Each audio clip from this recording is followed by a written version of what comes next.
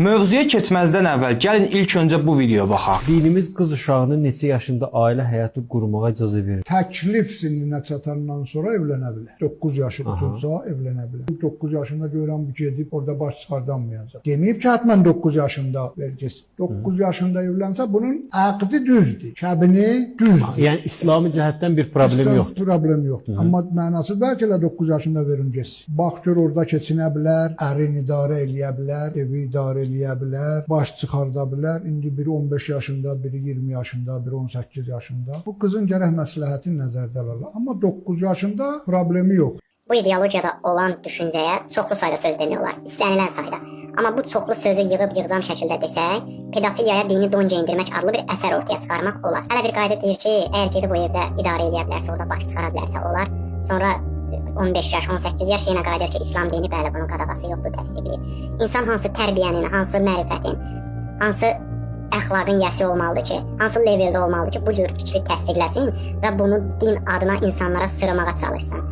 9 yaşlı uşaq, 3-cü, 4-cü sinifə gedən uşaqdır. Hələ həyatın nə olduğunu bilməyən, ümumiyyətlə həyat anlayışı olmayan.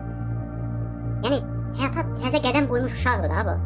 Bunun haqqında durub belə hökm çıxarmaq, belə mövzuları müzakirə eləmək həqiqətən ayıb olsun. Gəlin indi isə bu şəxsin ucuz iddialarına elmi şəkildə cavab verək. Azərbaycan qanunvericiliyində nikah yaşına çatmayan şəxsi erkən evliliyə daxil olmağa məcbur etmə halına görə pul cəriməsi və yaxud 4 ilədək müddətə azadlıqdan məhrum etmə cəzası var. Şəxsin ixtiyari şəkildə nikaha daxil olmasına da qanunla icazə verilmir. Beləliklə digər dünyəvi quruluşlarda olduğu kimi Azərbaycanda da insan haqları adı altında insanların 18 yaşına qədərki seçim və evlənmə azadlığı əlindən alınır. Hər kəsə bəlli olduğu kimi evlilik insan həyatının ən mühüm və ən həssas mövzularından biridir. Hətta o qədər zəruri bir məsələdir ki, müqəddəs kitabımız olan Qurani-Kərimdə Allah insanları evlənməyə təşviq edərək buyurur: "Ey gənclərin ixtiyar sahibləri, subay kişilərinizi və ərsiz qadınlarınızı, eləcə də qul və kənizlərinizdən evlənmək iqtidarında olanları evləndirin. Əgər yoxsul olsalar, Allah onları öz lütfü ilə dövlətli edər. Allah sonsuz genişlik sahibi və biləndir." Yaxud Həzrəti Peyğəmbər buyurur: "Evlənmək mənim sünnəmdir, yəni yolumdur və evlənməyən şəxs mənim ümmətimdən deyil." Əziz izləyicilər, bəs görəsən bizi özümüzdən daha yaxşı tanıyan Allah evliliyə bu qədər təşviq etdiyi halda evlənmək üçün hansısa yaş həddi təyin edibmi? Yaxud belə deyək, hansı yaşda evlənmək daha gözəldir? Qurani-Kərimə nəzər saldıqda görürük ki, evlilikdə Allah Taala həddi buluğa çatmağı şərt bilir. Nikah yaşına, yəni buluğa çatanadək yetimləri sınayın. Şeyx Tusi kimi böyük alimlər bu ayənin təfsirində buyururlar ki, ayədə buluq kəlməsinin məqsədi insanın evlənərək nəsil artırmağa fiziki gücünün çatmasıdır. Hədislərə müraciət etdikdə görürük ki, evlənmək barədə 2 qrup hədis mövcuddur. Birinci qrup hədislər konkret yaş həddinə işarə etməkdədir. Misal üçün İmam Baqir əleyhissalam buyurur: "Qız uşağı 9 yaşa çatsa evlənə bilər." Başqa bir hədisdə isə oxuyuruq ki, qız uşağı 9 yaşa çatarsa və evlənərsə, yetimlikdən xaric olur və malını özünə verə bilərsən. Əziz izləyicilər, uşaq yetim qaldığı zaman onun malı əmanət olaraq qəyyumda qalır. Hədisdən də bu anlaşılır ki, qız uşağı 9 yaşına çatsa və evlənsə,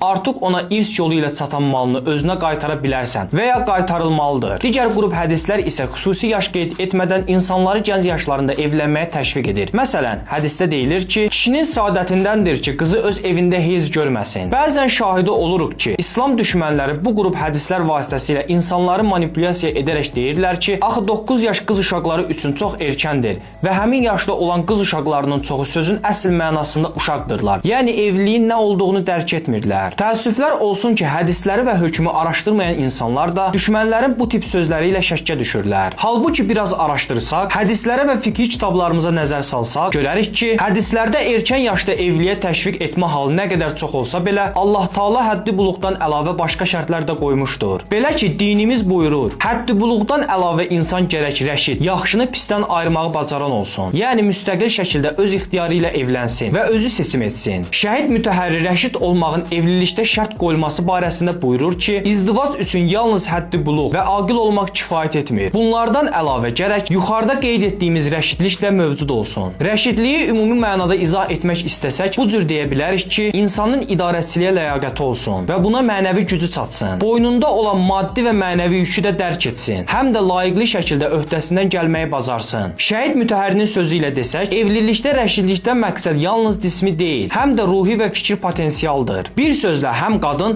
həm də kişi bilməlidir ki, evlilik nə deməkdir? Cəmiyyət və mədəniyyətlərdən asılı olaraq bu dərrakə qabiliyyətinin yaşa nisbəti ayrı-ayrı dövrlərdə və ictimalarda fərqli şəkildə özünü göstərmişdir. Bəs görəsən dinimiz niyə erkən yaşda evlənməyin tərəfdarıdır? Bunun səbəbləri nədir? Səbəblərdən biri budur ki, ömür ötmədən, qocalmadan evliliyin xeyir və səmərəsini görmək mümkün olsun. Bir digər səbəb isə cavan yaşda evlənməklə cinsi tüğyanların qarşısını almış oluruq. Buna görə Həzrəti Peyğəmbər buyurub, hər kim evlənsə dinin yarısını tamamlamış olur. Yəni insanın dininin yarısı əksər vaxtlarda cinsi tüğyanlara görə məhv olmaqdadır. Bunu biz real həyatımızda da şahidi oluruq. Kör-körənə şəkildə qərbdən təqlid edilərək evlilik yaşı 18-ə kimi uzadılmışdır. Məhz buna görə də cəmiyyətimizi fəsad bürməkdədir. Nə qədər şahidi oluruq ki, məktəbdə oxuyan qız və ya oğlanlar cinsi istəyə görə Allahın haram buyurduğu yollara əl atırlar. Hər birimiz bilirik ki, cinsi istək fitri bir şeydir və iradəsi zəif olan insan evlənəcəyi zamana kimi hər hansı bir yolla cinsi tələbatını ödəyəcəkdir. Nəticədə fəsad baş alıb gedəcək və cəmiyyətdə şəhvani haram abu-havası hökm sürəcəkdir. Peyğəmbərimiz və məsum imamlarımız bu fəsadın qarşısını almaqdan ötürü insanları cavan yaşda evlənməyə təşviq ediblər. Cavanlıq yaşı digər məsələlərdə olduğu kimi evlilikdə də çox münasibdir. Bunu unutmayın, Allah cavanlıqda bərəkət qoyubdur. Hər bir işi insan gənc yaşında görsə, daha çox uğur qazanacaq və daha çox fayda aparacaqdır. İstər elm öyrənməkdə, istər idmanda, istər incəsənətdə və sair sahələrdə olduğu kimi evlilikdə də vəziyyət eyni cürdür. Dinimiz evliliyin erkən çağında olmasına israr edərək buyurur: ən pis cavanlar subaylardır. Yəni evliliyə ehtiyacı olduğu halda evlənməyən gənclər məzəmmət olunur. Son olaraq bunu da demək yerinə düşər ki, dinimiz erkən yaşlarda evlənməyə təşviq etdiyi zaman ataların öz oğlunu zorla evləndirməsi və ya qızını ərə getməyə məcbur etməsi kimi mənfi halları heç zaman və heç bir formada təsdiq etmir. Əksinə,